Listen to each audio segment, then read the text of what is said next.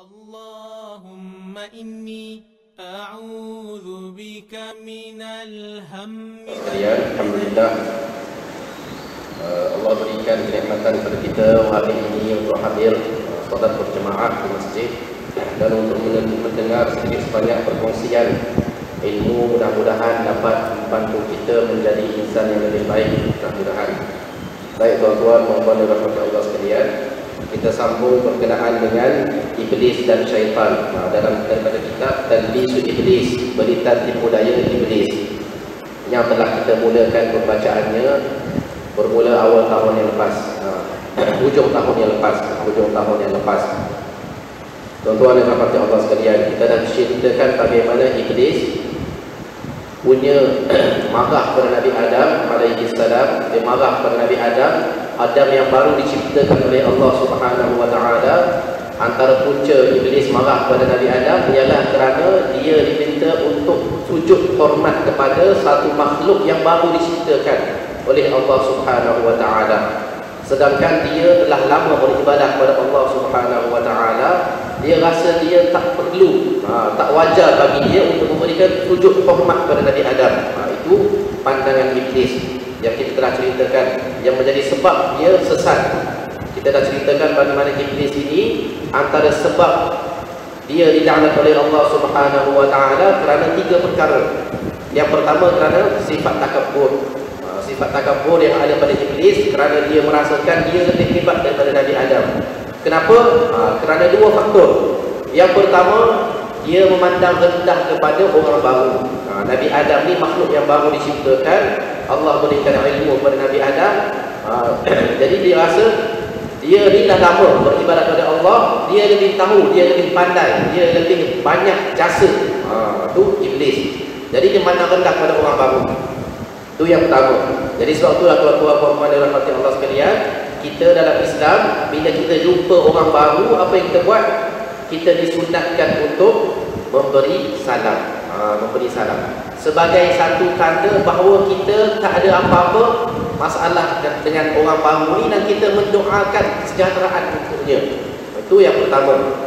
Sebab itulah Rasulullah SAW sendiri bila sampai di Madinah, nasihat Rasulullah yang pertama kepada orang Madinah ialah ayyuhan nas afshus salam wa at'imut ta'am wasilul arham wa sallu bil lail wan nas niyam tadkhulul jannata bisalam. Wahai manusia, sebarkan salam, berikan makan, sambungkan silaturahim dan solatlah pada malam hari ketika mana manusia lain tidur. Kamu masuk surga dengan senang lena, dengan aman damai. Itu pesan Rasulullah kepada penduduk Madinah. Baik, yang pertama kesesatan iblis. Yang pertama kerana dia memandang rendah pada orang baru. Yang kedua kerana dia memperlekehkan zahir orang yang dia lihat. Dia jumpa Nabi Adam, dia nampak Nabi Adam daripada tanah, dia daripada api. Dia memandang zahir Nabi Adam, tanah. Apa yang tanah boleh buat? Dia rasa tak, mana orang yang berdiri depan dia ni tak ada apa, hina. Tanah boleh buat apa? Sedangkan dia rasa dia di api. Api banyak benda boleh buat. Dia rasa macam tu lah. Sedangkan tanah tu boleh memadam api. Dia tak fikir ke arah tu. Jadi dua perkara yang menyebabkan iblis bertambah, mana yang memacu sifat takabur pada iblis tersebut. Sifat takabur. Baik, yang kedua, bila dia dah takabur, apa yang berlaku pada iblis? Dia dengan mudahnya putus asa daripada rahmat Allah Subhanahu wa taala. Dia dah melakukan kesilapan. Kita dalam Islam bila kita melakukan kesilapan, kita diminta untuk istighfar, bertaubat kepada Allah Subhanahu wa taala. Tapi apa yang jadi pada iblis? Kalau iblis istighfar, bertaubat kepada Allah, nescaya Allah ampunkan. Allah tak ada masalah. Tapi apa yang berlaku kepada iblis? Dia menyalahkan Allah dan dia berputus asa daripada rahmat Allah. Dia kata apa? Qala rabbi bima aghwaytani, wahai Tuhanku, oleh kerana kamu sesatkan aku. Awal-awal lagi bila Allah bagi peluang, bela diri pada iblis.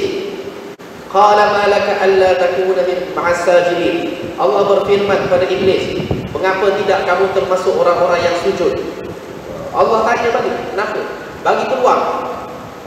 Tapi dia dengan penuh penuh rasa dia rasa dia dah buat satu kesilapan yang besar, tapi dia rasa dia takkan berpatah balik dah. Dia terus berputus asa daripada rahmat Allah. Qala rabbi bima aghwaytani. Dia berkata, wahai Tuhanku, oleh kerana kamu sesatkan aku. Salahkan Allah pula atas kesesatan dia. Kemudian itu yang kedua. Yang ketiga, silap iblis. Di mana silap iblis sehingga dilaknat? Sifat yang ketiga yang ada pada iblis, iaitulah sifat dengki. Bila dia dah takabur, kemudian dia berputus asa daripada rahmat Allah, kemudian qala rabbi bima aghwaytani la uzayyinanna lahum fil ardh. Aku akan menghiaskan untuk anak-anak Nabi Adam ini di dunia ini, di bumi ini. Di bumi nanti aku akan hiaskan untuk mereka. Wala ughwiyannahum ajma'in, dan aku akan sesatkan mereka semua. Dengki kepada anak cucu Nabi Adam. Kerana dia rasa dia dah melakukan kesilapan yang besar, dia rasa dia tak ada harapan lagi. Dia akan pastikan anak-anak Nabi Adam pun tak ada harapan lagi masuk syurga, sebagaimana dia tak ada harapan. Itu dengkinya dia kepada anak cucu Nabi Adam. 3 sifat, tuan. Takabur, putus asa daripada rahmat Allah, dengki. Yang melayakkan akhirnya iblis ini dilaknat oleh Allah Subhanahu wa taala. Jadi sama-sama kita semak balik, muhasabah balik diri kita. Adakah terdapat dalam diri kita ni sifat takabur, mudah memandang rendah kepada orang, menolak kebenaran? Takabur ni Rasulullah sebut al-kibr batarul haq wa ghamtun nas. Kibr, takabur ini ialah menolak kebenaran dan juga memandang lengkit kepada manusia. 2 perkara takabur. Yang kedua, sifat berputus asa daripada rahmat Allah Subhanahu wa taala. Tuan-tuan, puan dan rahmat Allah, kita dalam hidup kita ni confirm, saya sendiri pun banyak dosa, confirm kita semua ni banyak dosa. Tapi yang membezakan kita dengan iblis, jangan sampai kita berputus asa untuk memohon ampun, bertaubat kepada Allah Subhanahu wa taala. Walau apa pun dosa kita. Kita dah ceritakan bagaimana dulu seorang lelaki daripada Bani Israel yang telah membunuh 99 orang, 99 nyawa melayang kerana dia. Kemudian dia tambah lagi seorang, sebab orang tu jawab tak kena dengan selera dia. Bila dia cari jalan untuk bertaubat, tanya si Abid, orang yang kaki ibadat, ada tak harapan untuk aku bertaubat? Ada tak cara untuk aku bertaubat? Si kaki ibadat tu jawab, tak ada harapan dah untuk kau. Aku yang tak bunuh 100 orang, aku yang tak bunuh 99 orang ni pun beribadat daripada muda sampai ke tua, tiba-tiba kau dah bunuh 99 orang, kau dah bertaubat, tak payah. Jawapan si Abid ini menyebabkan dia bertambah marah, bunuh lagi seorang, cukup 100. Tapi Allah Subhanahu wa taala masih lagi sayang pada hamba dia waktu. Allah tak putuskan dia daripada rahmat Allah, tak menjadikan dia berputus asa daripada rahmat Allah. Walaupun dah bunuh 100 orang, tapi dia masih lagi mencari jalan untuk bertaubat kepada Allah Subhanahu wa taala, tuan-tuan. Depan saya ni ada ke yang bunuh 100 orang? Cuba angkat tangan. Tak ada. Jadi dia ni walaupun dah bunuh 100 orang, tapi Allah campakkan dalam hati dia sifat ingin bertaubat, ingin memohon ampun pada Allah. Akhirnya dia ni masuk syurga Allah Subhanahu wa taala. Jadi jangan kerana kesilapan kita dulu, zaman muda dulu aku ditunggu, tak ada harapan, aku tak ada. Walaupun sebanyak pasir di lautan pun, di pantai pun Allah akan ampunkan, kecuali dosa mensyirikkan Allah Subhanahu wa taala, dan kecuali satu lagi, kecuali orang-orang yang membuka balik dosa-dosa dia. Tuan-tuan, ada satu lagi syarat. Jangan bila kita buat dosa, kita zaman muda kita buat dosa, tiba-tiba dah tua ni kita bercerita balik anak cucu kita, bapak dulu setakat 2-3 gelas, setakat 2-3 gelas arak tu kongang biasa je. Jangan cerita balik benda-benda tu. Sebab apa tak boleh cerita? Sebab Rasulullah sebut diampunkan kepada semua umat aku kecuali pada orang yang mujahiri, orang yang mewar-warkan dosanya, menceritakan balik dosa-dosanya. Kenapa orang ini tak diampunkan? Sebab itu tanda dia masih lagi belum bertaubat. Bila kita masih lagi ada rasa berbangga dengan dosa yang kita telah buat. Bapak dulu setakat 2-3 gelas arak tu tongkang biasa je contoh. Bapak dulu setakat main perempuan 2 liter. Itu tandanya sebenarnya kita masih lagi belum bertaubat. Bila kita masih lagi duk cerita balik dosa-dosa yang kita dah buat. Kalau kita betul-betul ada rasa taubat, rasa penyesalan, taubat-taubat ni kena ada rasa penyesalan. Bila kita menyesal, kita nak cerita kat orang. Tentunya kita takkan bercerita pada orang. Jadi bila kita masih lagi bercerita pada orang dosa-dosa yang kita telah buat, maka itu salah satu tanda bahawa kita ni belum betul-betul bertaubat pada Allah Subhanahu wa ta'ala.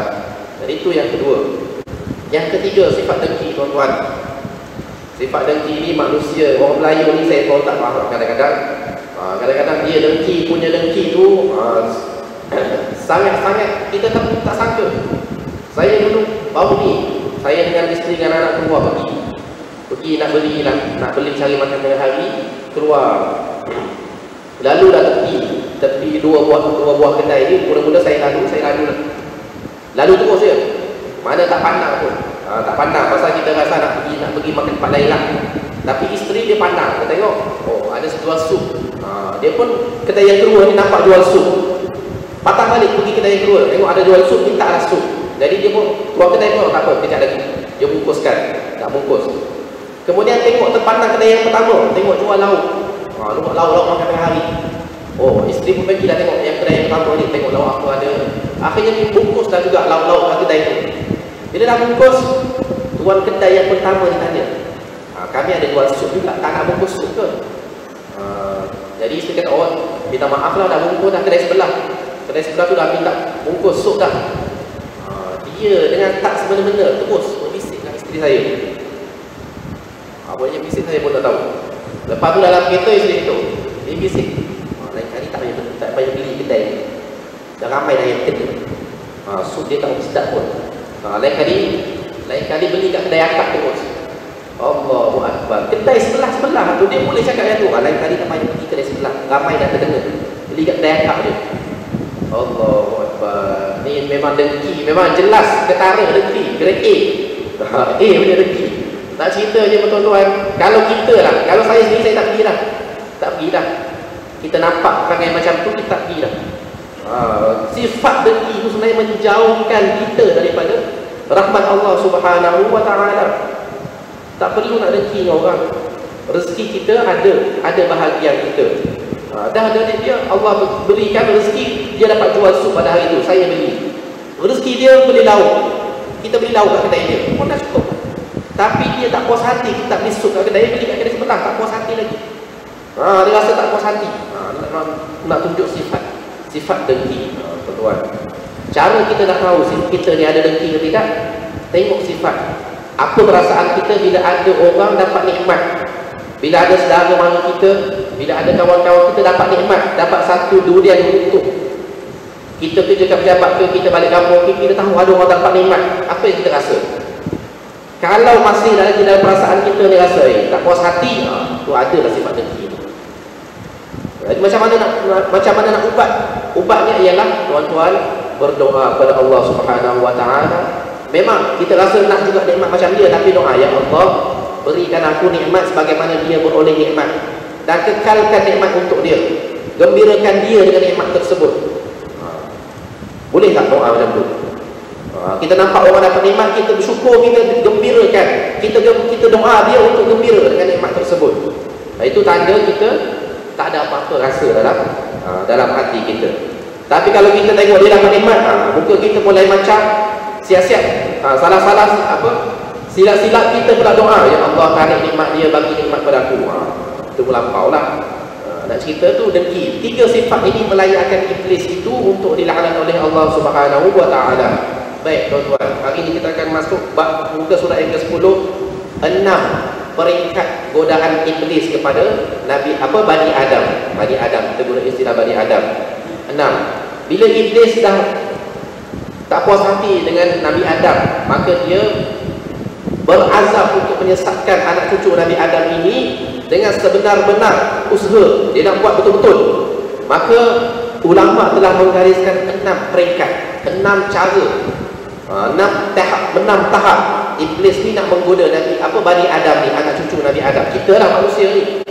Apa dia? Yang pertama, Iblis akan cuba menjadikan kita ni kufur pada Allah Subhanahu wa ta'ala dengan pelbagai cara sekalipun. Dia akan cuba usaha. Kalau kita tak sembah berhala pun, dia akan menjadikan kita ni beriktikad, memikirkan ada akidah-akidah, pegangan-pegangan kita yang berbentuk kesyirikan, kekufuran yang kita dah sebut. Percaya kepada tangkai contohnya, percaya kepada kesialan, benda-benda sial, percaya kepada nombor-nombor, percaya kepada kepercayaan yang telah kita sebutkan dulu. Yang kedua, Iblis akan cuba, kalau dia tak berjaya peringkat di tahap pertama lah, menjadikan kita kufur, dia akan menjadikan kita ni melakukan perkara-perkara bid'ah yang tak ada kena-mengena dengan agama, benda-benda yang melampau dalam agama. Orang Kristian dulu, Allah telah sebutkan dalam Al-Quran bagaimana mereka melakukan satu bid'ah, iaitulah menjadi menjadi padri yang beribadat pada Tuhan, pada Allah dengan cara tidak berkahwin. Waja'alna fi qulubil ladzina ittaba'u, dan kami jadikan pada hati orang-orang yang mengikuti Nabi Isa. Waja'alna fi qulubil ladzina ittaba'u rafatan wa rahmatan, kasih sayang, kecintaan pada Nabi Isa ni, wa rahbaniyah, dan satu bentuk rahban. Rahban ni satu bentuk mana? Beribadat berbentuk padri, kepadrian ni. Ibtada'uha wa rahbatan wa rahbaniyatan, ibtada'uha, Allah sebut ibtada'uha, mereka mencipta perkara tersebut. Ibtada'uha ma katabnaha alaihim, kami tidak menulis bentuk kepadrian itu, sifat bentuk ibadat itu kepada mereka. Kami tak paksa pun, kami tak syariatkan pun kepada mereka beribadat dalam bentuk kepadrian tersebut, tapi mereka yang buat, mereka cipta. Itu contoh-contoh melampau. Dalam Islam ada tak bentuk-bentuk tu? Ada. Zaman Nabi dulu pun ada orang-orang yang jenis nak melampau. Bila dia tengok Nabi beribadat pada Allah, dia kata apa? Nabi tak apalah, dia Nabi. Kita ni manusia biasa. Nabi tak apalah, dosa dia diampunkan, kita ni banyak dosa. Maka kita sepatutnya beribadat lebih banyak daripada Nabi. Tu ada yang berfikiran macam tu. Jadi mereka buat apa? Ada 3 orang sahabat Nabi datang jumpa Nabi. Dia kata apa? Ya Rasulullah, wahai Rasulullah, aku nak puasa setahun, mana selama-lamanya, tanpa berbuka sehari pun. Mana berpuasa sepanjang tahun, tak ada buka sehari pun. Mana, ialah bukan tak buka puasa langsung, tak buka puasa langsung, teruklah. Boleh berpuasa setahun, maknanya tiap hari berpuasa, tak ada hari yang dia tak puasa. Dia nak buat macam tu. Maka Rasulullah SAW datang. Rasulullah sendiri puasa Isnin Khamis. Bahkan Rasulullah sendiri sebut puasa yang paling baik ialah puasa Nabi Daud. Puasa sehari, buka sehari. Puasa sehari, buka sehari. Mana puasa selang-seling, selang-seling, puasa macam tu. Puasa sederek setahun tak ada. Jangan melampau. Yang kedua datang jumpa Nabi. Wahai Rasulullah, aku nak beribadat sepanjang malam, tak nak tidur. Mana seumur hidup aku ni, malam, masuk je malam, aku takkan tidur. Aku nak beribadat sepanjang malam. Tuan tu ya, cakap macam tu kepada Nabi. Nabi sebut, aku ni, Nabi sendiri pun tidur dan juga bangun. Tidur bangun mana? Dalam satu malam tu Nabi banyak kali buat macam tu. Tidur bangun ni. Kita sedar bangun nak sembahyang. Lepas tu tidur balik. Lepas tu dia sedar balik, bangun sembahyang balik. Tu apa yang Nabi buat. Tuan-tuan, kalau kita tak boleh bangun nak sembahyang pun, saya pernah ajarkan tuan-tuan, kalau kita terjaga tengah malam, apa yang kita buat? Kalau kita rasa malam nak bangun, kita baca zikir. La ilaha illallah wahdahu la syarikalah, lahul mulku wa lahul hamdu, yuhyi wa yumiitu wa huwa ala kulli syai'in qadir. Subhanallah walhamdulillah wa la ilaha illallah wallahu akbar wa la haula wa la quwwata illa billah. Baca zikir itu, minta apa-apa dengan Allah Subhanahu wa taala. Allahumma ighfirli, paling malas sekalipun, Allahumma ighfirli, ya Allah ampunkan aku. Illa, kecuali Rasulullah sebut, kecuali diterima diterima permintaannya pada waktu itu. Ini kedua, kalau rasa malas nak bangun semayang, bangun sudah 1:03, tambah lagi subuh pula sekarang pukul 6 lebih. Tak apa, zikir dulu, sebut lidah je bergerak, mulut je bergerak. Lepas tu tidur balik bangun pula pukul 4, pukul 5, baru nak semayang, tak apalah, tak masalah. Tu kaedahnya. Jangan kita zaman macam sahabat Nabi tadi nak terus direct, tak nak tidur. Tu salah yang kedua. Yang ketiga, seorang sahabat Nabi, dia buat apa? Dia kata kepada Nabi, aku ni takkan mengahwini perempuan, takkan berkahwin selama-lamanya sampai aku mati. Sebab nak beribadat kepada Allah Subhanahu wa taala. Lalu Nabi Muhammad jawab, Nabi sendiri, ini ada zawajul nisa, aku ni mengahwini wanita. Bukan seorang, ramai pula aku mengahwini perempuan. Maka kamu tak nak kahwin, ini kenapa? Bahkan perkahwinan kamu ini menambahkan pahala kamu. Bila kita berkahwin, kita bertanggungjawab, kita ada tanggungjawab. Bila kita ada tanggungjawab, kita melaksanakan tanggungjawab, kita banyak pahala berbanding orang yang tak berkahwin. Jadi tiga sahabat Nabi ini datang kepada Nabi nak buat benda-benda tu. Nak puasa sepanjang tahun, tak nak tidur malam, nak beribadat sepanjang malam, tak nak berkahwin. Tiga. Lalu Nabi sebut apa? Nabi jawab, ana atqakum lillah. Aku yang paling bertakwa di antara kamu kepada Allah. Tetapi aku ni puasa dan aku berbuka, aku tidur dan aku bangun semayang, aku mengahwini wanita. Tiga perkara ini aku buat. Faman raghiba an sunnati falaysa minni. Sesiapa yang enggan menurut sunnah aku, maka dia bukan daripada kalangan umat aku. Jawapan Nabi kepada tiga ni. Jadi ikut sahabat sunnah Nabi, insya-Allah selamat. Tak payahlah rasa kita ni banyak dosa, Nabi tak ada dosa, tak payah. Buang sifat-sifat tu sifat-sifat. Itulah perkara yang ditanamkan oleh iblis, syaitan, nak menjadikan kita ni melampau dalam beribadat. Baik. Yang ketiga, dia tak percaya menjadikan kita kufur. Dia tak percaya menjadikan kita buat bid'ah, perkara-perkara yang kita rasa mana bid'ah ni biasanya orang tu buat. Kenapa? Kerana dia rasa yang apa yang ada tak cukup, dia nak buat lebih. Tu sebab punca berlakunya bid'ah.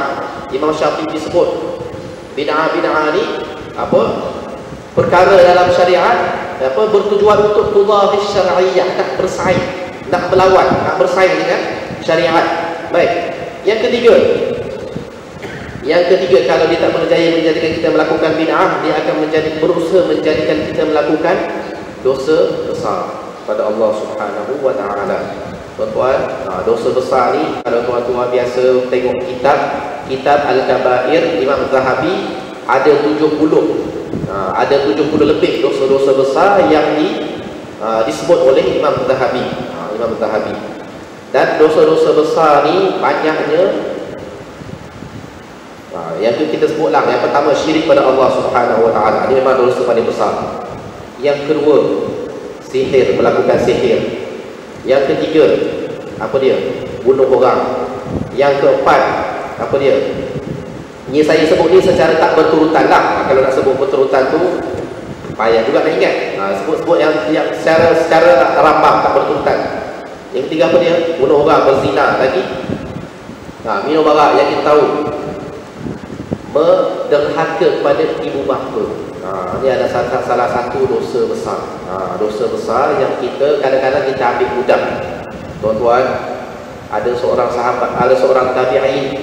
Seorang tabi'in, nama dia Al-Hasan bin Ali. Al-Hasan bin Ali. Dia kata kepada sahabat-sahabat dia kata, aku bila mana ibu bapa aku makan, aku takkan makan bersama dengan ibu bapa aku. Bila mana ibu bapa aku makan, aku takkan makan bersama-sama dengan mereka. Lalu sahabat-sahabat Al-Hasan ni pelik.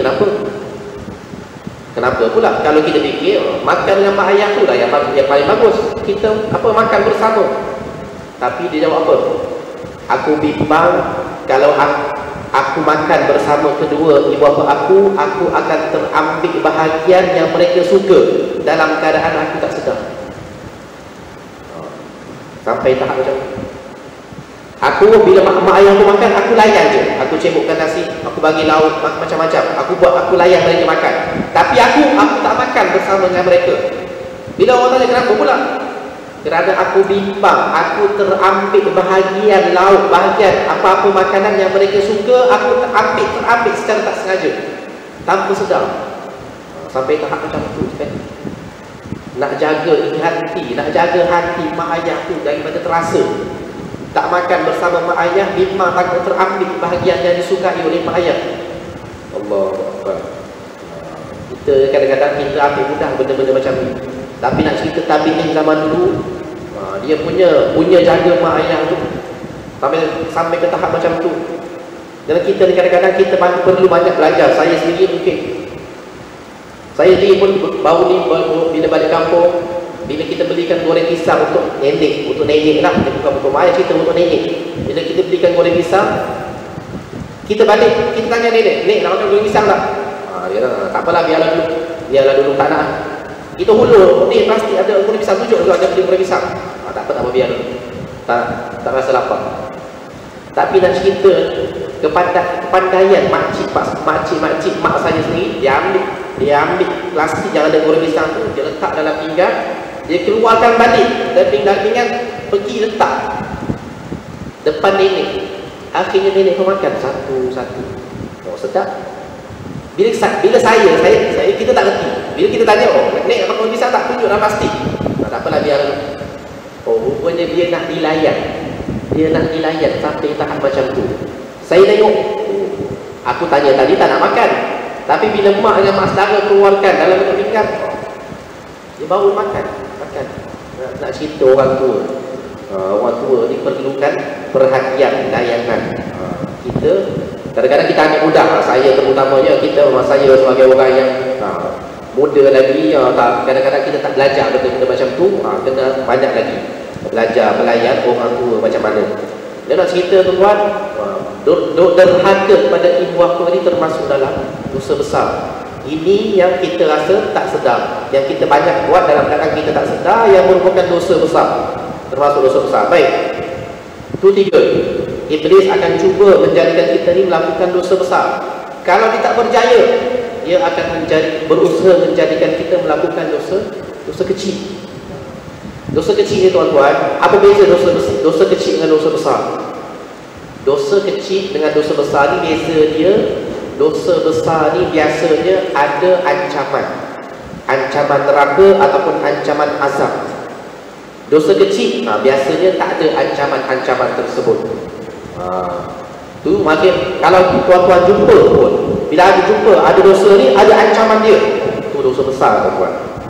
Dosa besar. Bila ada ancaman neraka, ancaman azab kubur ke, ancaman apa-apa, itu mana itu dosa besar, bukan dosa yang main-main. Dosa kecil ni dosa yang tak ada, mana disebut jangan buat, tapi biasanya tak disertai dengan apa-apa ancaman. Itu dosa kecil. Tapi tuan-tuan, dosa besar ke dosa kecil, ada ulama sebut, jangan tengok besar atau kecilnya dosa, tapi tengok besar atau kecilnya Tuhan yang melarang. Kita kadang-kadang ni dosa besar, ini dosa kecil, ini dosa besar, tak apa, dosa kecil je. Jangan tengok besar atau kecilnya dosa, tapi tengok besar atau kecilnya Tuhan yang melarang perbuatan tersebut. Dosa kecil pun, tapi siapa yang larang? Siapa yang tak bagi buat? Allah. Jadi jangan marah. Bila kita sewenang-wenangnya melakukan dosa kecil itu akan lama-lama jadi dosa besar juga. Jadi jangan pandang rendah pada dosa kecil. Tak apa, dosa kecil tu jangan. Sebab antara sifat orang beriman, Rasulullah sebut, orang beriman melihat dosanya umpama bukit yang akan menghempak dia. Itu orang beriman. Dia tak kira dosa besar atau dosa kecil, dia akan tengok, banyaknya dosa aku ni umpama bukit yang akan tiba-tiba bila-bila masa nak hempak aku. Itu orang beriman. Tapi orang munafik melihat dosanya seperti lalat yang hinggap di hidung. Kalau orang beriman tengok dosa itu, bahaya, mana dia rasa bahaya. Tapi orang munafik, dia melihat dosanya umpama lalat yang hinggap di hidung, bila-bila masa dia nak tepis. Tak apa, dosa kecil je, istighfar je lah. Tu perangai orang munafik. Jadi tuan-tuan, perempuan yang rahmati Allah sekalian, dalam hidup kita ni, dosa besar ke dosa kecil, jangan pandang rendah. Rasa biar ada dalam hati tu rasa gerun, rasa bahaya. Rasa kalau aku tak istighfar, tak taubat betul-betul, nahas aku. Tu orang sifat orang beriman. Baik. Yang yang keempat, 4 perkara. Kalau iblis tak berjaya juga melakukan dosa kecil, menjadikan kita ni melakukan dosa kecil, nak jadikan kita kufur tak berjaya, nak menjadikan kita buat bid'ah tak berjaya, nak menjadikan kita buat dosa besar tak berjaya, nak menjadikan kita buat dosa kecil tak berjaya juga. Iblis buat apa tuan-tuan? Iblis akan menjadikan kita melakukan perkara-perkara yang harus secara berlebihan, sehingga kita tak buat benda-benda yang boleh kita dapat pahala, tapi kita duk sibuk dengan benda-benda yang harus, yang tak dapat pahala apa-apa pun, tapi kita duk buat. Contohnya apa? Makan. Apa hukum makan? Makan hukumnya harus. Jadi iblis akan buat apa? Iblis akan menjadikan kita ni banyak masa terbuang dengan makan. Makan, apa hukum makan? Ustaz, makan ni apa hukumnya? Hukumnya harus. Buat tak dapat pahala, tak buat pun tak dapat apa. Harus nak makan. Tapi iblis buat apa? Iblis menjadikan kita ni berlama-lama di meja makan. Lama duduk. Iblis akan menjadikan kita ni duduk lama di meja makan. Lama, ataupun kita makan, lepas makan. Cara dia. Baik. Ataupun contoh lain, apa hukum berjalan? Sabtu Ahad berjalan, ataupun selalu ambil cuti berjalan. Hukumnya apa? Hukumnya harus, tak ada masalah, tak berjalan. Tetapi iblis akan cuba menjadikan kita ni sibuk berjalan sampai kita lupa datang masjid. Berjalan sana sini, pergi sana sini, melancong sana sini, konvoi sana sini, masjid lupa nak pergi. Itu iblis, kesesatan yang bisikan iblis kepada manusia. Hukumnya tak ada masalah, tak masalah berjalan. Tak ada masalah, hukumnya harus, tak masalah, tak berjalan. Tapi iblis akan menjadikan kita ni banyak masa terbuang dengan perkara tersebut, sehingga kita tak buat benda-benda yang boleh mendatangkan pahala yang lebih besar kepada kita. Itu yang kelima. Dalam hidup kita ni banyaklah tuan-tuan pada perkara-perkara yang harus. Pergi berhibur pun tak ada masalah. Main bola, bersukan, tak ada masalah. Tapi bila yang menjadi masalah kita, bila kita habis masa duk buat benda-benda macam tu, sehingga kita terlupa nak buat benda-benda pahala lain. Berapa banyak masa kita duk habis makan, berjalan, bersukan, macam-macam, semayang, baca Quran. Sahabat-sahabat Nabi ni baca Quran khatam, boleh khatam sebulan sekali. Itu paling teruk dah. Sahabat-sahabat dulu paling teruk dah tu. Mana paling kalau bagi dia orang tu, kalau sebulan sekali khatam Quran tu biasa sangat, paling teruk. Biasa mereka ni khatam Quran seminggu sekali. Tapi kita sebulan sekali pun tak khatam. Tak apalah, 2 bulan sekali boleh khatam, 2 bulan sekali tak khatam juga. Setahun sekali khatam Quran. Jauh dengan kita buat apa? Kita duduk sibuk dengan benda-benda yang harus. Itu salah satu bentuk tipu daya syaitan kepada kita. Dan yang terakhir, sebelum kita tutup majlis kita pada pagi ini, yang terakhir sekali tuan-tuan, iblis akan cuba menipu daya kita. Kalau dia tak berjaya menjadikan kita kufur, tak berjaya menjadikan kita buat bid'ah, tak berjaya menjadikan kita buat dosa besar, tak berjaya menjadikan kita buat dosa kecil, tak berjaya menjadikan kita ni habis masa dalam perkara-perkara yang harus, apa dia buat? Dia akan menjadikan kita ni melakukan perkara-perkara yang kurang utama berbanding yang lebih utama, ataupun benda-benda yang kurang pahala berbanding benda-benda yang lebih banyak pahala. Contohnya apa? Contohnya, ini biasa berlaku kalau kita muda-muda dulu buat program-program untuk budak-budak universiti. Bangun kejut, bangun pukul 4 pagi, bangun semayang, qiyamul lail, bangun. Tapi lepas tu tidur, subuh lambat. Ada satu contoh tipu daya iblis. Dia menjadikan kita bangun. okey tak apa, aku tempat sedap, kita pun bangun, siang sembahyang, tahajud. Lepas tu tidur. Dekat nak syuruk, bangun nak sembahyang subuh. Itu salah satu bentuk tipu daya iblis. Yang paling utama sembahyang berjemaah di masjid, sembahyang subuh di masjid berjemaah. Itu paling utama. Tapi iblis buat apa? Iblis menjadikan kita melakukan perkara yang sunat, sehingga perkara sunat yang kurang utama berbanding yang lebih utama. Datang sembahyang berjemaah di masjid ini paling utama bagi seorang muslim, terutamanya lelaki. Tapi dia buat apa? Dia menjadi itu, bangun sembahyang malam. Kita rasa kita hebat dah, boleh bangun sembahyang malam.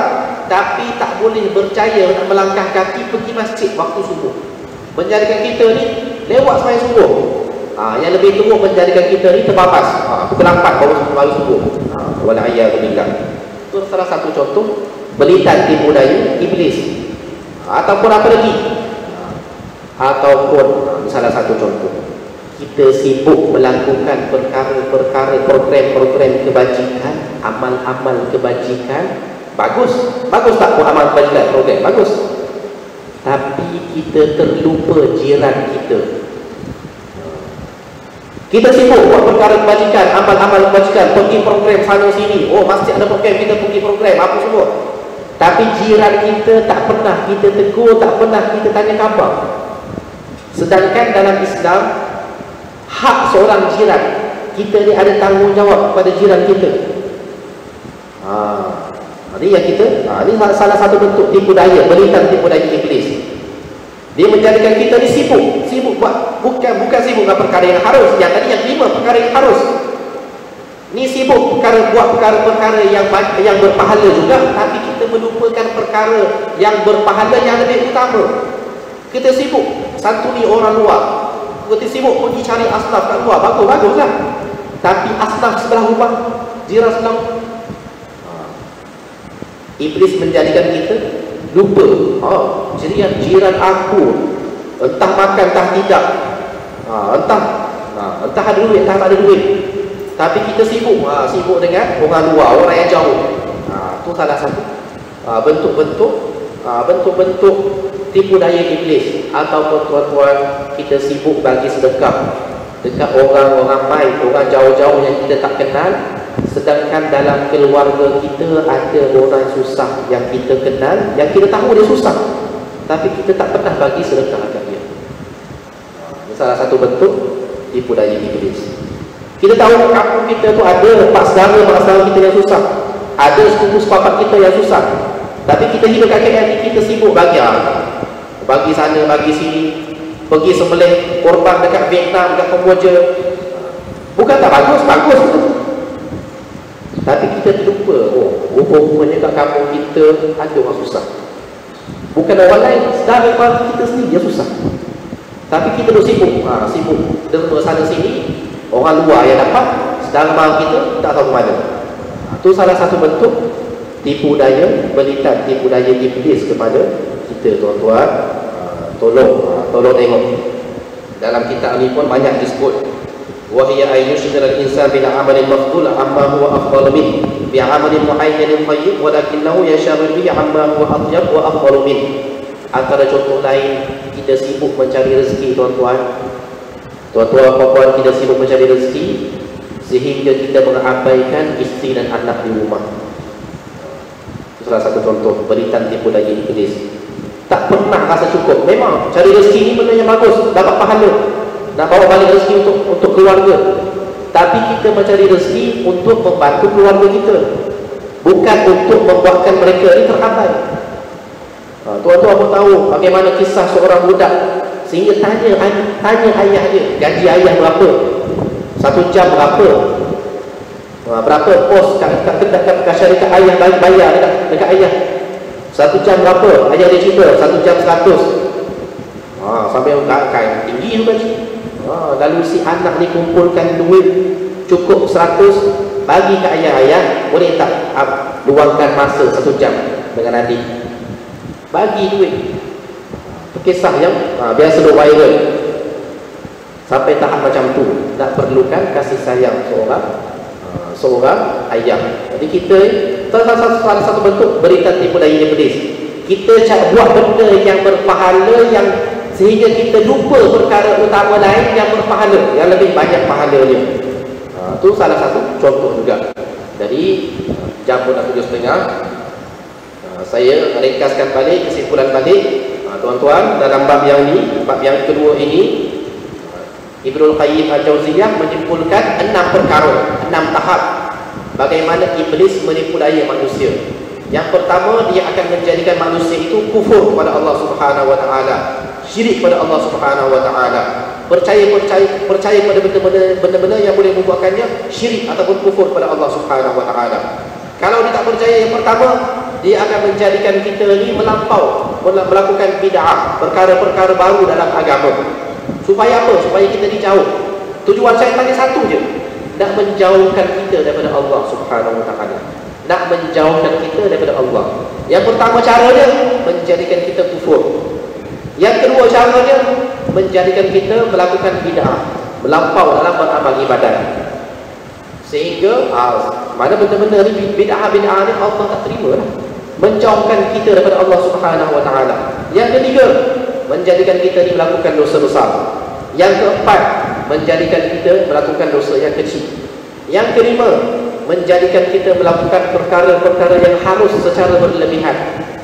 Dan yang terakhir, menjadikan kita melakukan perkara-perkara yang berpahala, ada pahala, tetapi melupakan, menjadikan kita terlupa kepada perkara lain yang lebih utama, yang lebih banyak pahala yang sepatutnya kita buat. Itu 6 beritan tipu daya iblis kepada Bani Adam.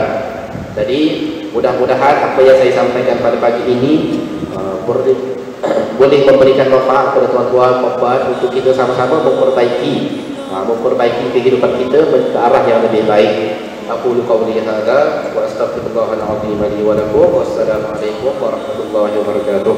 Subhanakallahumma wa bihamdika asyhadu an la ilaha illa anta astaghfiruka wa atubu ilaik. Bismillahirrahmanirrahim. Alhamdulillahi rabbil alamin, wassalatu wassalamu ala asyrafil anbiya'i wal mursalin wa ala alihi wa sahbihi ajma'in. Allahumma ij'al jam'ana hadza jam'an marhuma wa tafarruqana min ba'dihi tafarruqan ma'suma. اللهم انفعنا بما علمتنا وعلمنا ما ينفعنا وزدنا علما. ربنا آتنا في الدنيا حسنة وفي الآخرة حسنة وقنا عذاب النار والحمد لله.